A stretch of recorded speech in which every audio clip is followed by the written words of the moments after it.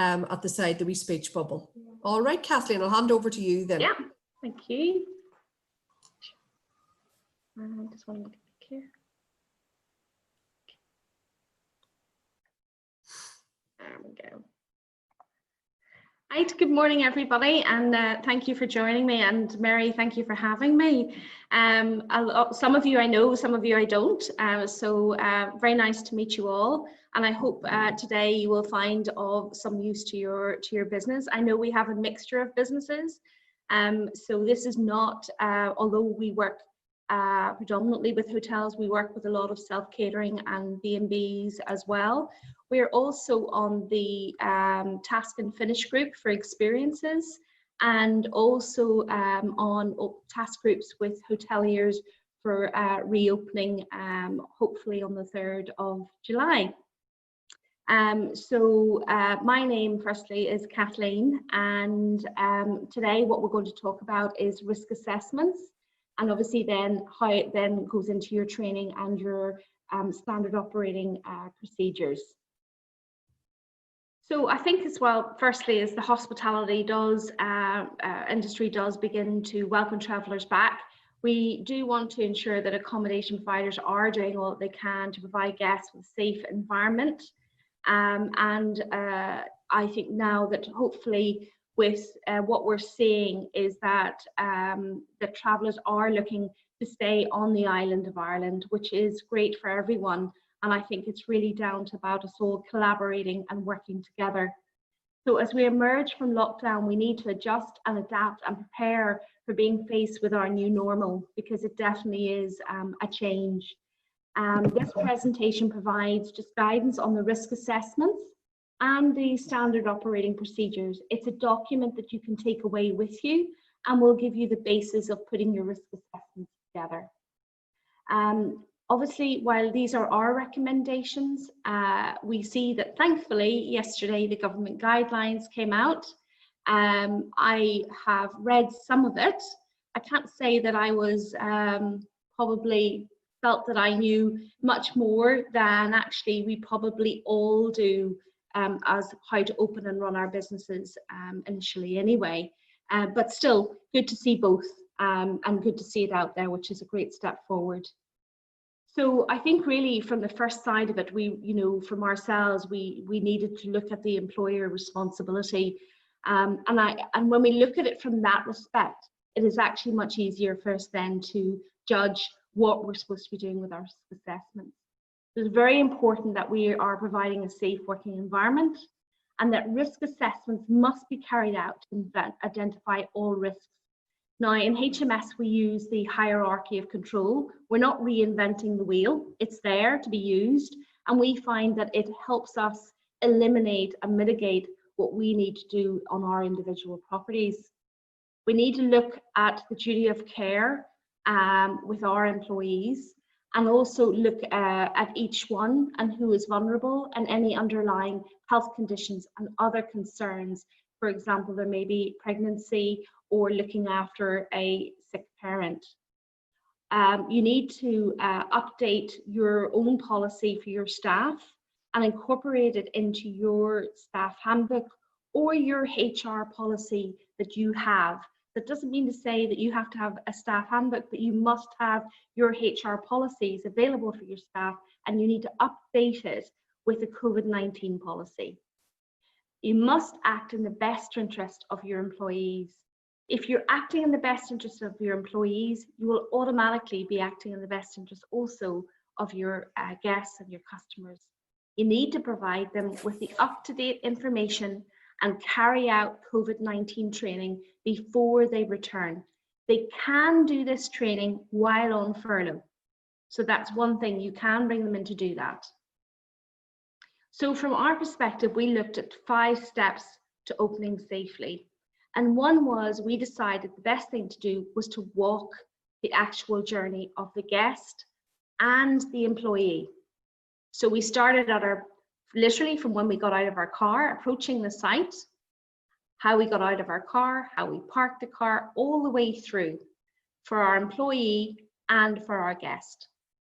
Then from there, we decided then we were doing our risk assessments, because automatically it almost comes to you as a straightforward common sense of what areas you need to do.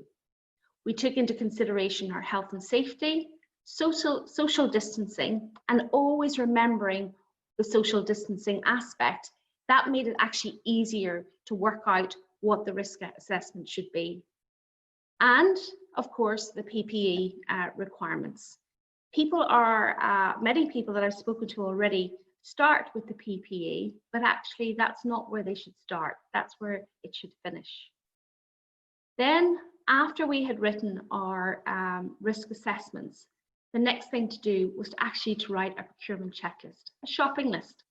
Write down everything you need, because otherwise the day before you're about to open, all of a sudden you realize you don't have vital pieces of equipment that you need. You need to update your operating procedures or your training manuals and complete your COVID-19 training with your staff before they actually then open your property. So like I said, we actually use what's termed as the hierarchy of control. This actually can find online as well, which explains how we work. And I think for us, what we decided was if we felt that something that we could get rid of, then we would eliminate it.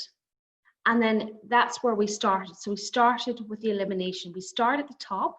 So we must consider that team members and guests may at times be faced with interactions whereby it is not possible to maintain a 2-meter distance. And this is where all the problems start. In this instance, if the interaction is to continue, use the hierarchy of control. Use it because it will help you.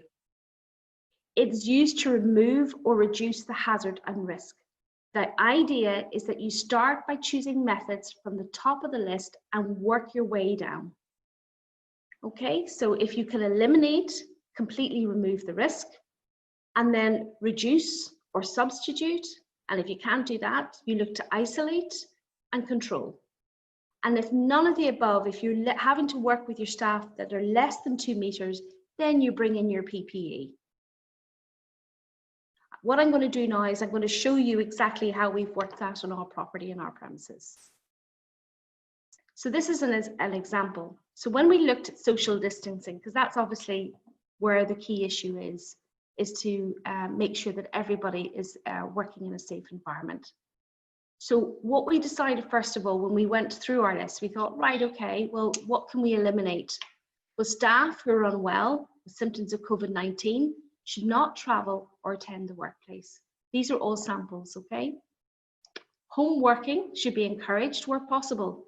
So admin staff, marketing, sales, anyone that can work remotely, do encourage it. And use your furlough process where you can, which moves from the 60 to 20 and 40%, use that to your advantage and let them work the additional hours at home if necessary. Only necessary meetings should take place via platforms such as Zoom and Microsoft Teams. So try not to have them in the workplace if not needed. Use Zoom, and as we see now, it works very, very well. You know, another, especially I would say in restaurants and hotels, is when we look at the stairwells. Stairwells should be used in the place of lift, and one-way systems need to be put in place where possible. Meetings, if you have to be held, which in hotels evidently do, especially when they're starting a shift or finishing a shift, and we're trying to communicate different things that are going on, we need to make sure that this is in an open area where everybody can keep to their social distance. Then we look to reduce.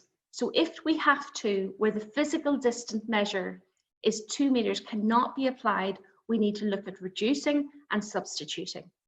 So we need to minimize the frequency and time that people spend within 2 meters of each other. So for example, we looked at housekeeping. So normally if we have 2 people in a room, where can we work with 1 person in a room? And many other areas as well. Reduce the number of staff involved in different tasks. Staff to work side by side rather than facing each other. Okay, that's very important.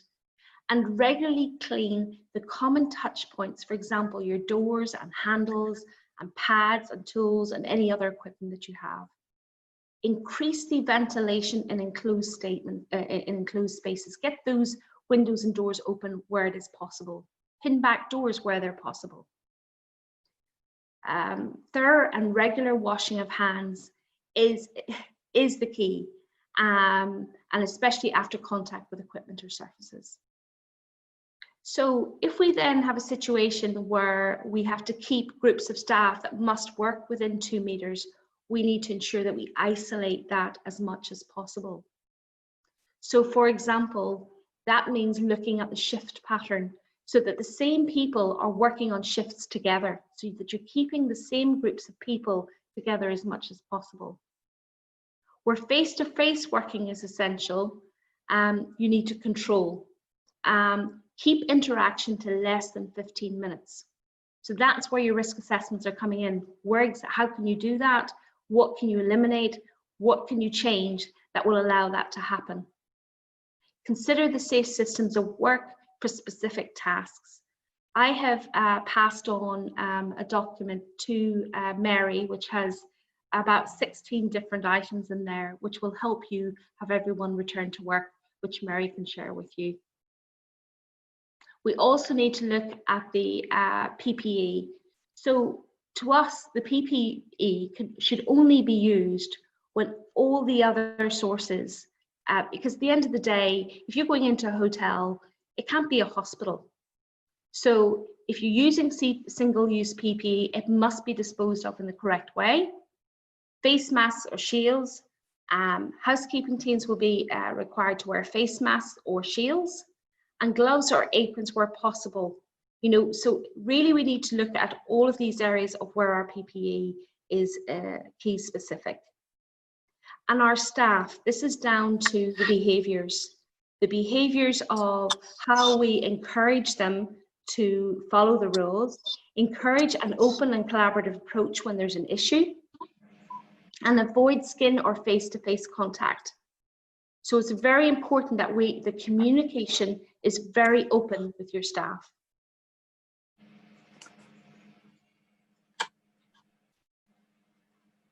So when we look at, again, the behaviours, this is where we're saying, again, the staff have to ensure that they're following the correct procedures. Have a schedule to regularly clean common touch points. And this is something you can talk about on a marketing perspective as well, because it will increase your consumer confidence.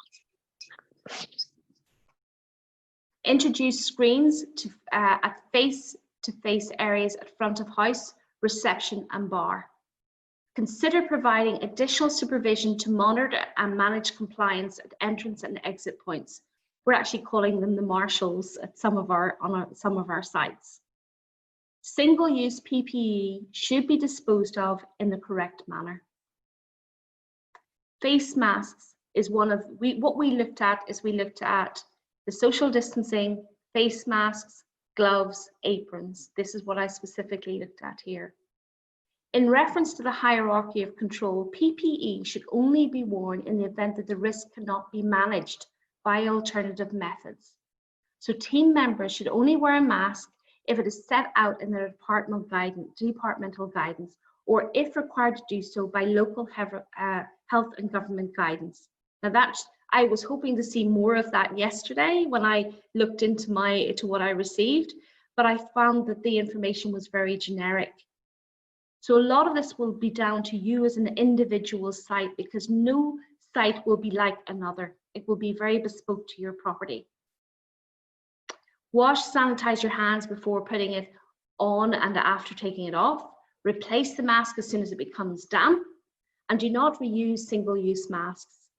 Remove the mask from behind and avoid touching your eyes, nose, or mouth at all times. So as you can see, I've got this here for you to be able to use as a basis for yourself for writing your own risk assessments. So when we look at the gloves, team members where responsibilities require them to work. So what we looked at is specifically as well with guest rooms in this particular area. which I'll show you the sample of what we have done. Team members whose responsibilities require them to work in guest rooms and public areas and food and beverage or handle materials touched by guests or other colleagues should wear gloves. Gloves should be changed or sanitized after handling materials touched by one guest. Example, after finishing one room and moving on to the other. They should disregard them completely. Each department should have areas that dictate if a team member is required to wear gloves. Single-use gloves should be disposed of appropriately. Do not touch other foreign surfaces with the same pair of gloves. And change gloves after each task to avoid possible cross-contamination.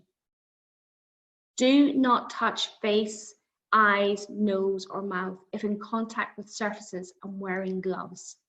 And wash and sanitize after disposing of gloves. Aprons, it's the same. Disposable aprons were provided. We provide them in all our departments where necessary. For example, the kitchen, and for our kitchen porters and cleaning, and in our dishwasher areas. Hand hygiene is one of the most important things that you can do to help prevent and control the spread of the virus.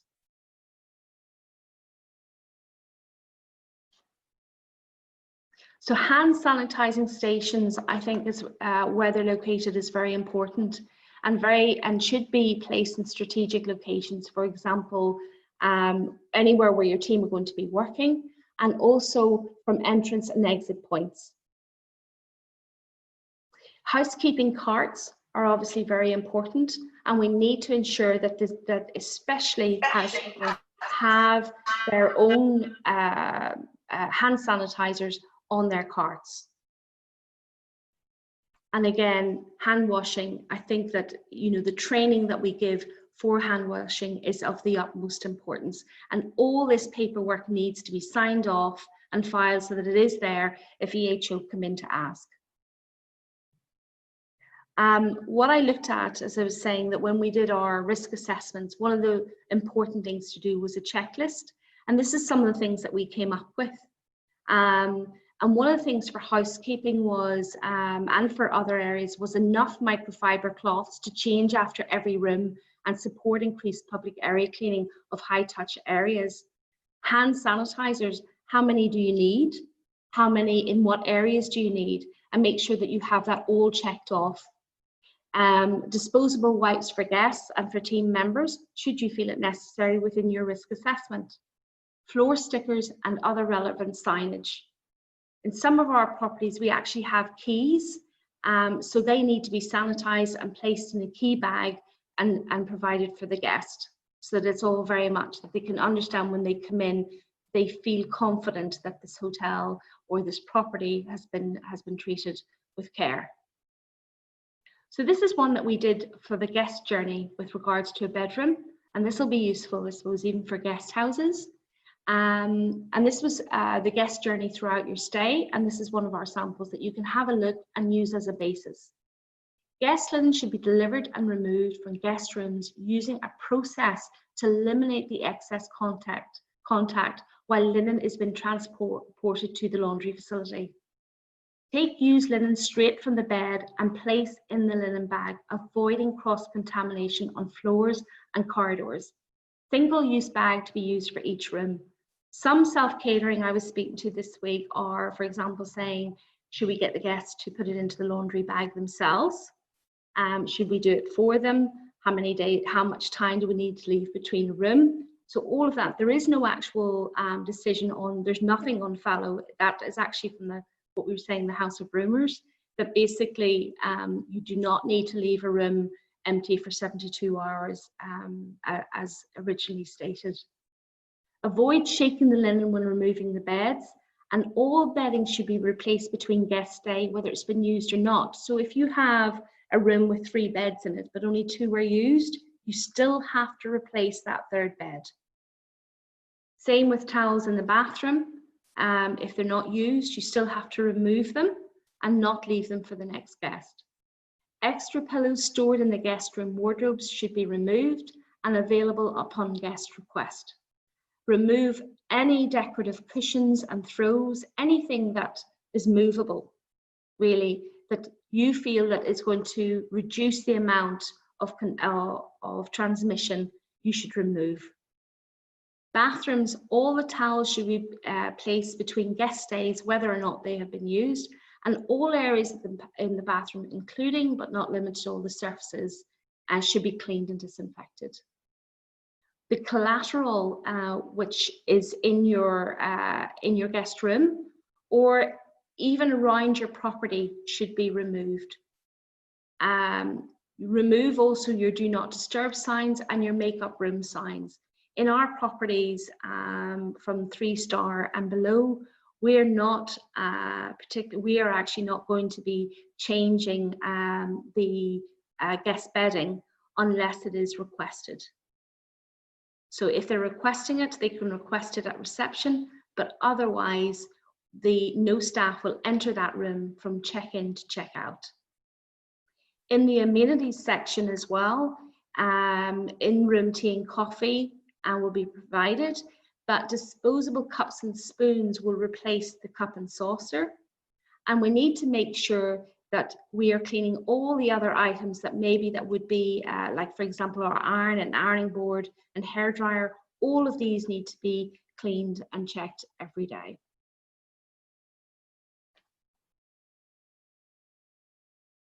So with the heightened sensitivities around the hygiene, cleanliness must be a top priority. Stringent housekeeping and cleanliness protocols are critical to ensuring the safety of your employees and guests, and will instill confidence in your guests coming to visit. It's also going to be a great marketing tool. Some additional measures should include, but again, this is down to your individual property, but increased regular kitchen sanitizing and washing, particularly at the end of the shift, for a complete disinfection of the kitchen area.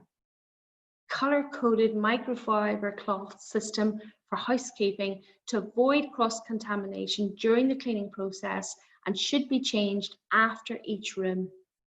Some new and increased cleaning and sanitizing products may be needed and should be used as per specification, and training should be completed and recorded by using any new product.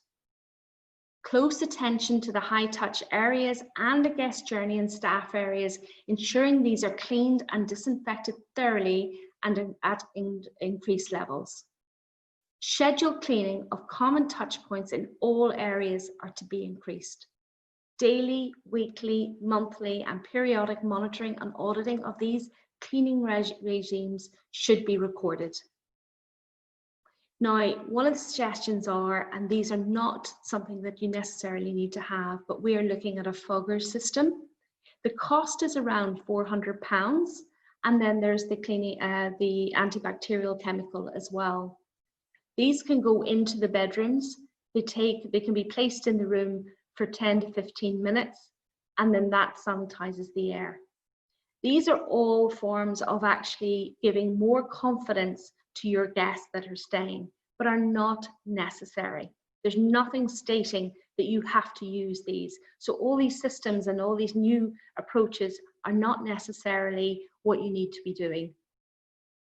What's important is your cleaning regime and that you're sticking to that cleaning regime. There needs to be the freestanding hand sanitizer user, which is either a foot pump or actually using hands-free.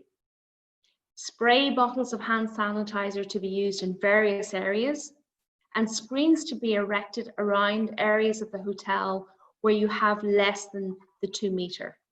Now, I know that there's this that will come with less than 1 meter that has already been discussed yesterday by Boris, but it has not come to Northern Ireland, and we need to take that into account. Everything at the moment is still 2 meters. So lastly, I hope that will be of some help to you all. But one of the other things was, I thought that really there's a lot of queries about where we are at the moment. So I just wanted to double check that and actually to pass that over. So currently there's no restrictions on occupancy. So it isn't that it's 50% or 70%. There's no restrictions at the moment. There's no requirement to follow the rooms and have the rooms empty for 72 hours in between one guest and the other. Bar is with food as main element, and there must be table service, so there's no standing at bars or in the restaurant. Contactless trading where possible, and I think the sooner that we all get into using technology with our menus, and I've also seen some good ideas around QR codes as well. And then I actually then spoke to a guest myself last week, and he said, well, I don't have an Android phone, and can I still have a menu, please? So all of these need to be looked at, because obviously they will need to be disposed of after that particular guest use it. So we must have the social distancing, and it is still 2 meters for customers, but it is currently due for review. There's at present, there was, from when I last heard, because this may change, there was no spa or leisure, no large events, no weddings apart from up to 10 people. This is going to be reviewed.